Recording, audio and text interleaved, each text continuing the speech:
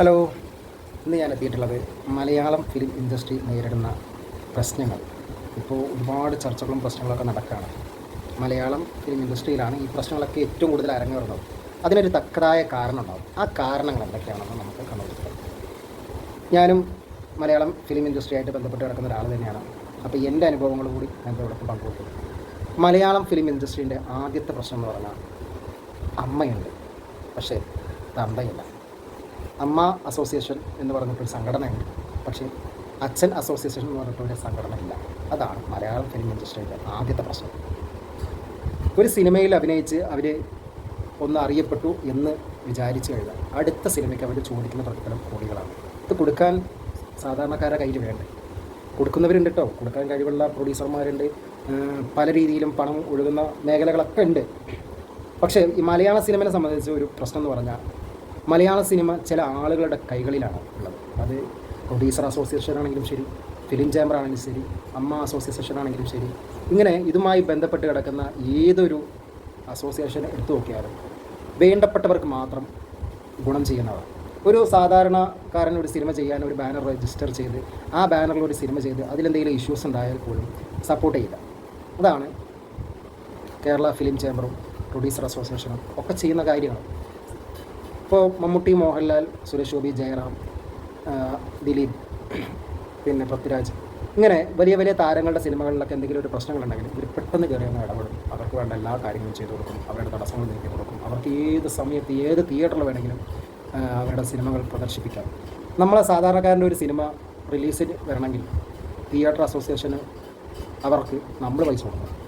ഒരു ഷോ ഓടിക്കണമെങ്കിൽ, ഒരു സിനിമയ്ക്ക് ഒരു ഷോ ഓടിക്കണമെങ്കിൽ 5000 രൂപ നമ്മൾ കെട്ടിവെക്കണം.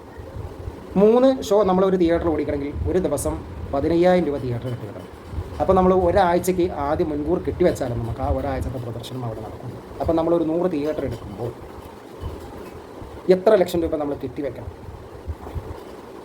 വെറുതെ കണക്കൂട്ടിയാൽ മതി. ഒരു 3 ഷോ ഒരു തിയേറ്ററിൽ 15000 രൂപ കെട്ടിവെക്കുമ്പോൾ ഒരു 100 സ്ക്രീൻ എടുക്കുന്ന ആളുകൾ, 100 തിയേറ്റർ, 100 സ്റ്റേഷൻ നമ്മൾ എടുക്കുന്നുണ്ടെങ്കിൽ നമ്മൾ എത്ര രൂപ തിയേറ്ററിൽ കെട്ടിവെക്കണം? ഇത് അവിടെ ഓടിച്ച് എത്ര ആൾ കയറിയാലും ഒക്കെ നമുക്ക് തന്നെ ആയിരിക്കും. അവിടെ നിന്ന് ടാക്സൊക്കെ പിടിച്ചിട്ടാണ് ബാക്കി പൈസ കിട്ടുക. പക്ഷെ അത് കിട്ടണമെങ്കിൽ നമ്മുടെ സിനിമ ആ തിയേറ്ററിൽ നിന്ന് എടുത്ത് കുറച്ച് ദിവസങ്ങൾക്ക് കഴിഞ്ഞതിന് ശേഷം കിട്ടുള്ളൂ. സ്പോട്ട് തരുമൊന്നുമില്ല. അതിന് അവരുടെ പുറകെ കുറേ നമ്മൾ നടക്കണം, ഫോൺ വിളിച്ച് അങ്ങോട്ടും ഇങ്ങോട്ടും, ചിലപ്പോൾ കിട്ടിയെന്ന് വരും, ചിലപ്പോൾ കിട്ടിയില്ലെന്നൊക്കെ, ഇങ്ങനെ കുറേ പ്രശ്നങ്ങളുണ്ട്. ഈ പ്രശ്നങ്ങൾ ഉണ്ടായാൽ പോലും ഒരു സംഘടനയും നമുക്ക് വേണ്ടി സംസാരിക്കില്ല.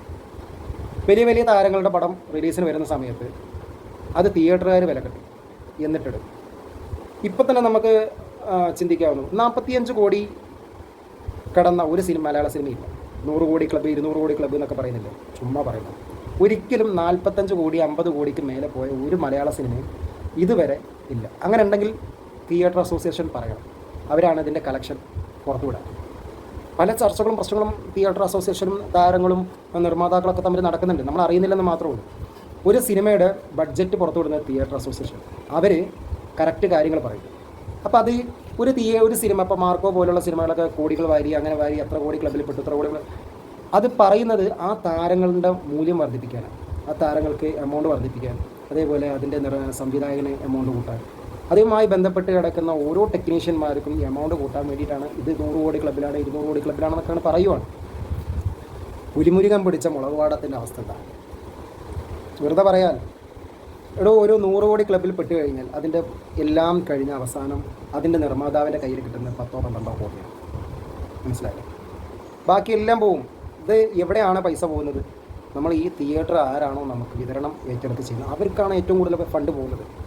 അപ്പോൾ വലിയ വലിയ താരങ്ങളുടെ സിനിമ ഇറങ്ങുന്ന സമയത്ത് ആ സിനിമ പ്രദർശിപ്പിക്കാനും അത് വിലക്കെട്ടിയെടുക്കാനും സിനിമ തിയേറ്റർ അസോസിയേഷൻ തയ്യാറാണ്. സാധാരണക്കാരുടെയോ അല്ലെങ്കിൽ ഒരു പുതുമുഖങ്ങളുടെയോ ചെറിയ ആർട്ടിസ്റ്റുകളുടെയോ സിനിമ ഒന്ന് തിയേറ്ററിലേക്ക് കൊണ്ടുപോകണമെങ്കിൽ അവന്മാർ ബലം പിടിക്കും. അപ്പോൾ ഇങ്ങനെ നാഥനില്ലാത്ത, ഒരു തന്തയില്ലാത്ത അസോസിയേഷനുകളായിട്ടാണ് ഫിലിം ചേംബറും പ്രൊഡ്യൂസർ അസോസിയേഷനും അമ്മ സംഘടനയും അതുപോലെ തന്നെ നമ്മുടെ തിയേറ്റർ അസോസിയേഷനൊക്കെ നിലനിൽക്കുന്നത്. എൻ്റെ അനുഭവമാണ്. നമ്മൾ ചെറുകിട സിനിമകളൊക്കെ പിടിച്ചു കഴിഞ്ഞാൽ ഇവരാരും നമ്മൾ സപ്പോർട്ട് ചെയ്യില്ല. നമുക്കൊരു പ്രശ്നം വന്ന് പോയി പറഞ്ഞാൽ പോലും പറയും, അവർ ഞങ്ങളുടെ സംഘടനയിലുണ്ടാകും, നിങ്ങൾക്ക് അതിലെങ്ങനെ ഇടപെടാൻ പറ്റും?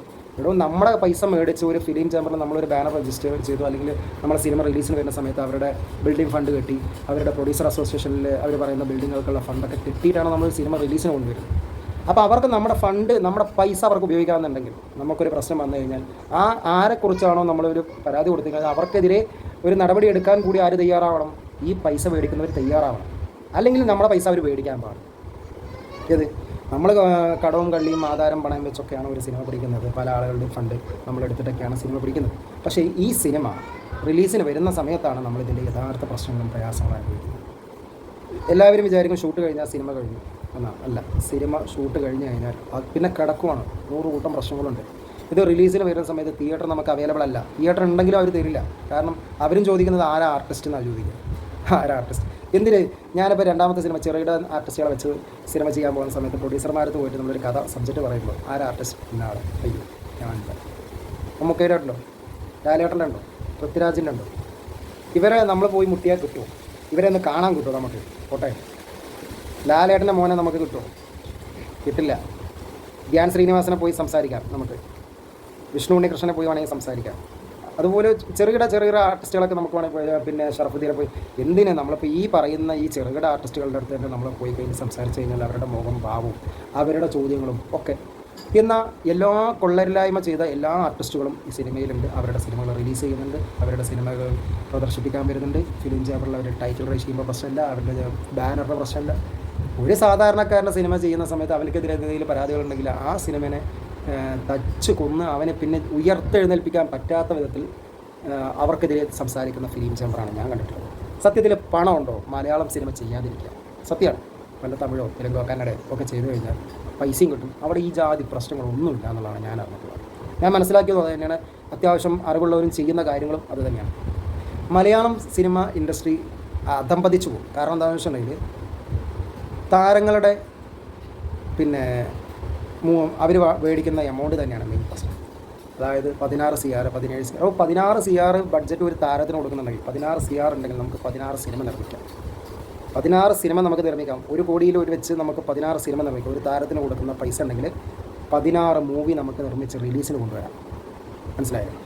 അപ്പോൾ അങ്ങനെ നമ്മൾ ചിന്തിക്കുക, എന്തിനാണ് അവർക്ക് ഇത്ര പൈസ കൊടുത്ത് സിനിമ ചെയ്യുന്നത്? നല്ല കഥയാണെങ്കിൽ, നല്ല ഡയറക്ഷൻ ആണെങ്കിൽ ആ സിനിമ ആരഭിനയിച്ചാലും അത് ഹിറ്റാവും. അങ്ങനെ തെളിയിച്ച് ഒരുപാട് പടങ്ങളില്ലേ. ഇപ്പോൾ ഈ അടുത്ത് വന്ന വാഴ സിനിമ, പിന്നെ നമ്മുടെ പ്രേമലു, ഇങ്ങനെ ഒട്ടനവധി സിനിമകളുണ്ട് ഈ അടുത്ത കാലത്ത് വന്നത്.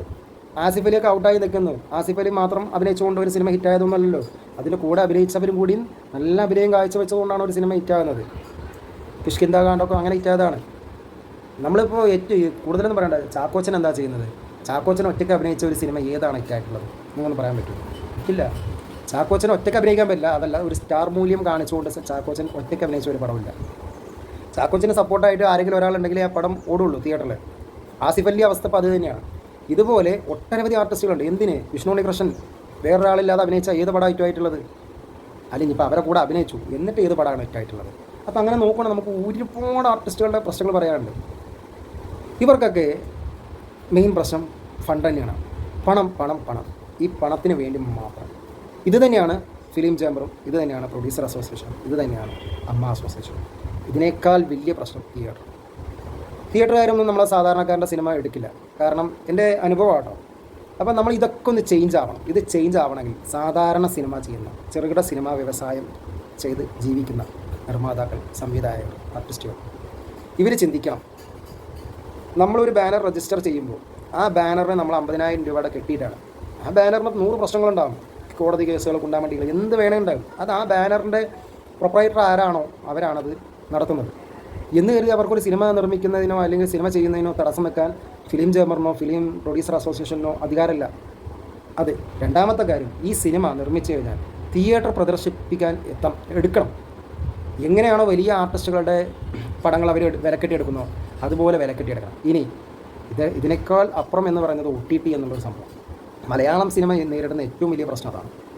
പടം തിയേറ്ററിൽ ഹിറ്റായി ഓടി നല്ല കളക്ഷൻ നേടിയ പടങ്ങൾ, നല്ല പ്രൊമോഷൻ കിട്ടിയ പടങ്ങൾ മാത്രമേ OTT എടുക്കുന്നുള്ളൂ. അല്ലാത്ത ഒരുപാട് സിനിമകൾ അവിടെ വേസ്റ്റായി കിടക്കുകയാണ്. മലയാളം സിനിമ ഇൻഡസ്ട്രി കഴിഞ്ഞ വർഷം 700 കോടി നഷ്ടത്തിൽ എന്ന് പറയുമ്പോൾ തന്നെ നിങ്ങൾക്ക് ചിന്തിക്കാവുന്നുള്ളൂ. ഇവിടെ ഏറ്റവും വലിയ പ്രശ്നക്കാരാരാ? ഇനി പോട്ടെ, ഈ ഫിലിം ചേംബറോ പ്രൊഡ്യൂസർ അസോസിയേഷനോ അമ്മ അസോസിയേഷനോ അല്ലെങ്കിൽ ഈ തിയേറ്റർ അസോസിയേഷനോ മുഖാന്തരം ആർക്കെങ്കിലും എന്തെങ്കിലും ഒരു ഗുണം ഉണ്ടായിട്ടുണ്ടോ? ഈ വലിയ വലിയ ആളുകൾക്കല്ലാതെ ചെറുകിട സിനിമാ വ്യവസായക്കാർക്ക് എന്തെങ്കിലും ഒരു ഗുണം കിട്ടിയതായിട്ട് നിങ്ങൾക്ക് അറിവുണ്ടോ? ഉണ്ടാവില്ല. അപ്പോൾ ഇതൊക്കെ ഒന്ന് മാറണം, ഈ നിയമങ്ങളെ മാറ്റി പിടിക്കണം. ഫിലിം ചേംബർ എന്ന് പോയത് എന്തിനാണ് ഫിലിം ചേംബർ കേരളത്തിന് ഫിലിം ചേംബറിന് ആവശ്യമില്ല എന്നുള്ളതാണ് ഞാൻ പറയുന്നത്. വലിയ വലിയ താരങ്ങളെ മാത്രം സപ്പോർട്ട് ചെയ്യുന്ന പ്രൊഡ്യൂസർ അസോസിയേഷനും ഫിലിം ചേംബറും തിയേറ്റർ അസോസിയേഷനും എന്തിനാണ് കേരളത്തിന്? അങ്ങനത്തെ റൂൾസ് അതെടുത്ത് മാറ്റണം, അത് മാറ്റണം എന്നുള്ളത് തന്നെയാണ് എൻ്റെ താല്പര്യം. ഒരുപാട് സിനിമാക്കാർ കഷ്ടപ്പാടിലാണ്, അത് ആരും അറിയുന്നില്ല എന്നുള്ളൂ. എടോ, എൻ്റെ വീടിൻ്റെ ആധാരം, എൻ്റെ വീടിൻ്റെ നിലനിൽപ്പ് എല്ലാം നഷ്ടപ്പെട്ട് കഴിഞ്ഞാൽ നമ്മളത് മാനക്കേട് കൊണ്ട് ആരോടും പറയുന്നില്ല എന്ന് മാത്രമേ ഉള്ളൂ. അങ്ങനെ നിൽക്കുന്ന ആയിരക്കണക്കിന് നിർമ്മാതാക്കളുണ്ട് മലയാളം ഫിലിം ഇൻഡസ്ട്രിയിൽ. അപ്പോൾ ഇത് മനസ്സിലാക്കി ഇവർക്ക് വേണ്ടത് എന്താ വെച്ചാൽ പണമാണ്. നമുക്ക് വേണ്ടത് നമുക്കൊരു തൊഴിലാണ്. ആ തൊഴിലിനെയാണ് ഇവർ ഈ പണസ്വാധീനം ഉപയോഗിച്ചിട്ട് ഇല്ലാതെയാക്കുന്നത്. ഇപ്പോൾ മമ്മൂക്കാക്കോ അല്ലെങ്കിൽ ലാലേട്ടനോ സുരേഷ് ഗോപിക്കോ ജയറാമിനോ ദിലീപിന് നൂറുകണക്കിന് പ്രശ്നങ്ങൾ വന്നു. എന്നിട്ട് ദിലീപ് സിനിമ ചെയ്യുന്നില്ലേ? ഈ ഫിലിം ചേംബർ അതിനെ സപ്പോർട്ട് ചെയ്യുന്നില്ലേ? പ്രൊഡ്യൂസർ അസോസിയേഷൻ സപ്പോർട്ട് ചെയ്യുന്നില്ലേ? എല്ലാവരും അത് ചെയ്യുന്നുണ്ട് ഇല്ലേ? അതിനേക്കാൾ പ്രശ്നങ്ങൾ ഹേമ കമ്മിറ്റി പ്രകാരം വന്നിട്ടില്ലേ? എന്നിട്ട് അവർ സിനിമ ചെയ്യുന്നില്ലേ? അവരെ സപ്പോർട്ട് ചെയ്യുന്നില്ലേ? അവരുടെ സിനിമകൾ തിയേറ്ററിൽ ഓടുന്നില്ലേ? ചെറിയ പ്രശ്നങ്ങളും ചെറിയ വിവാദങ്ങളും ഉണ്ടായവരെ സിനിമകൾ നിർമ്മിക്കാൻ പോകുന്ന സമയത്തോ അല്ലെങ്കിൽ അത് ചിത്രീകരണം തുടങ്ങാൻ പോകുമ്പോഴോ ടൈറ്റിൽ റൈറ്റ് പോകുമ്പോഴൊക്കെയാണ് ഫിലിം ചേംബറും പ്രൊഡ്യൂസർ അസോസിയേഷനൊക്കെ വല്ലാതെ വിരട്ടി അവരെ മയപ്പെടുത്തി, നിങ്ങൾ എന്തിനാണോ സിനിമ ചെയ്യുന്നത്? സിനിമ ചെയ്തിട്ട് നിങ്ങൾക്ക് അതിൻ്റെ കാര്യമുണ്ടോ? ഞങ്ങൾ പറയുവാണെങ്കിൽ സിനിമ ചെയ്യാതിരിക്കാൻ നല്ലത്. ഇത് പറയാൻ ഇവരാരാണെന്ന്? ഇപ്പോൾ നമ്മളെ കയ്യിൽ നിന്നുള്ള പണം അല്ലെങ്കിൽ നമ്മൾ കടം വാങ്ങിച്ചോ നമ്മൾ ആധാരം വിറ്റോ നമ്മളൊരു സിനിമ എടുക്കണമെങ്കിൽ ചെയ്യണമെന്ന് പറയാനുള്ള അധികാരം അവർക്ക് എന്ത് അധികാരമാണ് ഉള്ളത്? എനിക്ക് അനുഭവം ഉണ്ടായതാണ്. ഞാൻ ഈ അടുത്ത് ഫിലിം ചേംബറിൽ പോയപ്പോൾ എനിക്കുണ്ടായ അനുഭവമാണത്. അപ്പോൾ മലയാളം സിനിമ ചെയ്യാതിരിക്കുന്നതാണ് പരമാവധി നല്ലത്. സത്യമായിട്ടും ഒരു ഗുണം ഇവന്മാരെ കൊണ്ട് ആർക്കും മലയാള സിനിമയിൽ ആർക്കും ഉണ്ടായിട്ടില്ല. വലിയ ആളുകൾക്കും വലിയ നിർമ്മാതാക്കൾക്കും വലിയ ബാനറുകാർക്കും ലിസ്റ്റിൻ സ്റ്റീഫനെ പോലുള്ള ആളുകൾക്കും. ലിസ്റ്റിൻ സ്റ്റീഫനൊക്കെ എന്നാ വലിയ ആളായത്? ഈ അടുത്താണ് ബ്രഹ്മാണ്ഡ ചിത്രങ്ങൾ കൊണ്ടുവരിക, അവിടെ ഡബ്ബിങ് ചെയ്തിട്ട് ഇവിടെ കൊണ്ടുവന്ന സിനിമ. അത് അവൻ്റെ കഴിവ്, അതിന് നമ്മൾ പുച്ഛിക്കുന്നൊന്നുമില്ല, നല്ലത് തന്നെയാണ്. ഇപ്പോൾ അവർ വലിയ ആളുകളാണ്. ഇപ്പോൾ അവർ പറയുന്നിടത്തൊക്കെ വാക്കും, അവർ പറയുന്നിടത്തൊക്കെ എല്ലാവരും നിൽക്കും. നാളെ നമ്മളും അങ്ങനെ ആവും എന്നൊരു പേടി വർക്കൊക്കെ ഉണ്ടാവും. നമ്മളാവില്ല, ആവാൻ ഇവർ സമ്മതിക്കില്ല. കാരണം ഗ്രൂപ്പീസം കഴിഞ്ഞിട്ട് വേണ്ടേ നമ്മളൊക്കെ അങ്ങനെ ആവണമെങ്കിൽ. ഇതിൻ്റെ മേലെത്തട്ടിലേക്ക് പോകാൻ നമ്മളെ ചെറുകിടക്കാർക്ക് ഭയങ്കര പ്രയാസമാണ്. അതിന് ഏറ്റവും വലിയ ഉദാഹരണമാണ് ഷൈൻ നിഗത്തിനെ പോലുള്ള ആർട്ടിസ്റ്റുകളൊക്കെ. അപ്പോൾ കഴിവുള്ളവരെടുത്ത് കഴിവുകെട്ട കുറേ പരിപാടികളുള്ളത് കൊണ്ടൊക്കെയാണ് അവിടെ അങ്ങനെ നിൽക്കുന്നത്. അപ്പോൾ ചെറുകിട സിനിമാക്കാർ എപ്പോഴും ശ്രദ്ധിക്കേണ്ടത് പരമാവധി മലയാളം സിനിമ ചെയ്യേണ്ട.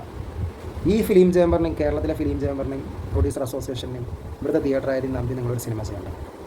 ഏറ്റവും ഭംഗി തമിഴ് സിനിമ, കന്നഡ, തെലുങ്ക് പോലുള്ള സിനിമകൾ ചെയ്യും. ചെറിയ ഫണ്ടിൽ ഒരു താരങ്ങളുടെയോ അല്ലെങ്കിൽ മറ്റൊരാളുടെയും ജാടയും കാണണ്ട, ഒന്നും കാണണ്ട. നല്ല മര്യാദയ്ക്ക് സിനിമ ചെയ്ത് അത്യാവശ്യം കളക്ഷൻ നേടി 2 പാട്ടും 2 ഫൈറ്റും കൊടുത്താൽ അടിപൊളിയായിട്ട് അവിടെ ഓടും ചെയ്യും. കുറച്ച് പീസും വാങ്ങിയിട്ട് കൊടുക്കുക, അത്രയല്ല. ഇത് തന്നെയാണ് തമിഴും കന്നഡയും ഇതൊക്കെ.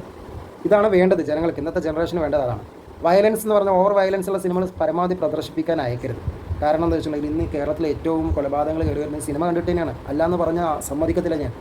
മലയാളം സിനിമ ഇന്നിപ്പോൾ ഇന്ത്യ കണ്ടതിൽ വെച്ച് ഏറ്റവും വയലൻസ് നടന്ന സിനിമയാണ് മാർക്കോ, അല്ലേ? ഇത് കണ്ടിട്ട് തന്നെയാണ് ഇപ്പോഴത്തെ കൊലപാതകങ്ങൾ. ഇപ്പോൾ എന്തിനിപ്പോൾ തിരുവനന്തപുരത്ത് നടന്ന വെഞ്ഞാറമൂടി നടന്ന കൊലപാതകം, അച്ചടക്കം ചെയ്ത് ചുറ്റിയ കൊണ്ട് തലക്കടിക്കുന്നത്, ഇതൊക്കെ ഈ സിനിമയിലൂടെ കണ്ടിട്ട് തന്നെയാണ് ഇത് ചെയ്യുന്നത്. KGF മുതൽ തുടങ്ങി, KGF, ജയിലർ, മാർക്കോ, ഇതൊക്കെ അതിന് ഏറ്റവും വലിയതായി ഭയങ്കര വയലൻസ് നിറഞ്ഞ സിനിമകളാണ് ഇറങ്ങുന്നത്. ഇത് സർട്ടിഫിക്കറ്റിൽ വന്നിട്ടുണ്ട്. ഈ തിയേറ്ററിൽ കുട്ടികളെ കൊണ്ടുപോയി കാണിക്കാൻ പാടില്ല, സ്ത്രീകളെ കാണിക്കാൻ പാടില്ല എന്നുള്ള നിയമങ്ങളൊക്കെ ഉണ്ട്. ഇതെല്ലാവരും കയറി കാണുവാണ്. അപ്പോൾ അവരുടെ പൈസ പേർക്ക് ആവശ്യമാണ്. ഇവിടെ കേരളത്തിൽ പിന്നെ എത്ര കോടി ജനമുണ്ട്, എത്ര തിയേറ്ററുണ്ട്, ഇനി ഓൾ ഇന്ത്യ ലെവലിൽ എത്ര തിയേറ്ററുണ്ട്? ഈ തിയേറ്ററിലൊക്കെ ഹൗസ്ഫുൾ ആയി കഴിഞ്ഞാലാണ് ആ തിയേറ്ററിൻ്റെ കളക്ഷൻ എത്ര വരുന്നത് നമുക്ക് പറയാൻ പറ്റും. ഈ 200, 100, 150 സീറ്റുള്ള തിയേറ്ററിൽ ഹൗസ്ഫുള്ളായിട്ട് എത്ര രൂപ കിട്ടും നമുക്കറിയാം. അപ്പോൾ എങ്ങനെയാണ് ഈ 45 കോടി, 100 കോടി, 150 കോടി, 150 കോടി എന്നൊക്കെ പറഞ്ഞിട്ട് തള്ളി വിടുന്നില്ലേ? ഒരിക്കലും ഒരു മലയാള സിനിമ 100 കോടി ക്ലബിൽ പെട്ടിട്ടില്ല. നമ്മൾ ആദ്യം മനസ്സിലാക്കേണ്ടത് ഈ 100 കോടി, 200 കോടി, 150 കോടി എന്നൊക്കെ പറയുന്നത് ഈ താരമൂല്യങ്ങളുടെ റേറ്റ് വർദ്ധിപ്പിക്കാൻ വേണ്ടി ഇവരെടുക്കുന്ന ഒരടവാണ്. അത് നിങ്ങൾ ആദ്യം മനസ്സിലാക്കുക. പരമാവധി ചെറുകിട സിനിമാ വ്യവസായക്കാരെ പ്രോത്സാഹിപ്പിക്കുക, അവർക്ക് വേണ്ടി ഒത്താശ ചെയ്യുക, അവരുടെ സിനിമകൾ തിയേറ്ററിൽ പോയി കാണാം. വലിയ ആളുകളെ വലുതാക്കി അവരുടെ അക്കൗണ്ടിൽ പൈസ നിറച്ചു കൊടുത്തിട്ട് നമുക്കെന്താ ലാഭം? ചെറുകിട സിനിമാക്കാരെ വളർത്തുക, നല്ല ആശയങ്ങൾ, നല്ല സംവിധായകർ, നല്ല ആർട്ടിസ്റ്റുകൾ, ഇതൊക്കെ ചെറുകിട ഇതിലുണ്ട്. പക്ഷെ അതാരും കണ്ടാൽ തന്നെ കണ്ടില്ലെന്ന് നടിക്കുന്നവർ. മാറടോ, ഇത്രയും കിട്ടിയിട്ട് നിങ്ങൾ പഠിച്ചിട്ടില്ലെങ്കിൽ നിങ്ങൾക്ക് പഠിയില്ല. അപ്പോൾ എൻ്റെ ഇന്നത്തെ സിനിമാ വിശേഷങ്ങൾ ഞാനിവിടെ വൈൻഡപ്പ് ചെയ്യുകയാണ്. അടുത്ത വിശേഷങ്ങളുമായി നമുക്ക് വീണ്ടും കാണാം. ഹായ്.